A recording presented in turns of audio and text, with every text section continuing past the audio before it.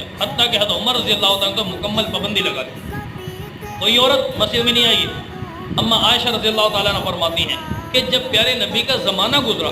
چند سال ہی گزرے تھے کہ حضرت عمر رضی اللہ عنہ کا زمانہ بھی قریب تھا، اس زمانے میں اما عائشہ رضی اللہ تعالیٰ عنہ فرماتی ہیں کہ میں نے عورتوں کی وہ کیفیت محسوس کی، وہ حالات محسوس کیے، کوئی بدگمانی نہیں کی جا سکتی صحابیات کے بارے میں، انسان اپنے ایمان سے فارغ ہونے کے قریب چلا جائے گا اگر ایسی بدگمانی کی۔ تو یاد رکھنا کسی صحابہ کے بارے میں، کسی صحابیہ کے بارے میں کوئی ایسا جملہ بولنے کی ضرورت اور اجازت نہیں ہے۔ ہاں یاد رکھنا تو اس وقت تھوڑی سی کوئی سستی، کوئی غفلت، میری اما عائشہ رضی اللہ عنہ فرماتی ہیں اگر محبوب تمہاری یہ حالت دیکھ لیتے تو تمہیں لازمی مسجد میں نماز پڑھنے سے منع کر دیتے۔